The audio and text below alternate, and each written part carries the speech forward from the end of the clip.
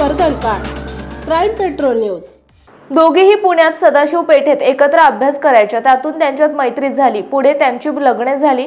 सुदैवाने दोघींचे सासर सिंहगड रोडवरील आंबेगाव बुद्रुक आणि आंबेगाव पठार येथील लग्नानंतर दोघींचे एकमेकींच्या घरी जाणे येणे सुरू झाले।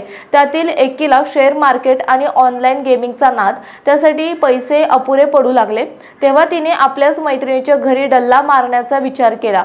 मैत्रिणीच्या घरी जाऊन तिला कोल्ड कॉफीतून गुंगीचे औषध दिले। तिला गुंगी आल्यावर घरामध्ये कपाटातील 5,46,000 रुपयांचे दागिने घेऊन पोबारा केला। याबाबत एका 31 वर्षाच्या महिलेने भारती विद्यापीठ पोलीस ठाण्यात फिर्याद दिली। पोलिसांनी आंबेगाव पठार येथील 25 वर्षाच्या मैत्रिणीला अटक केली आहे। न्यायालयाने तिला 6 एप्रिल पर्यंत पोलीस कोठडी सुनावली आहे। हा प्रकार 6 मार्च रोजी दुपारी 4 वाजता आंबेगाव बुद्रुक येथील फिर्यादीच्या घरी घडला। पोलिसांनी दिलेल्या माहितीनुसार फिर्यादी आणि आरोपी तरुणी या दोघी एकमेकींच्या मैत्रिणी आहेत। आरोपी तरुणी ही मूळची लातूरची राहणारी, तर फिर्यादी या पुण्यातीलच राहणाऱ्या। विवाहापूर्वी त्या सदाशिव पेठेतील एका खोलीत अभ्यास करीत असे, त्यातून त्यांची मैत्री झाली। फिर्यादी या एका अभ्यासक्रमाला प्रशिक्षणार्थी, तर आरोपी तरुणी स्पर्धा परीक्षेची तयारी करत होती।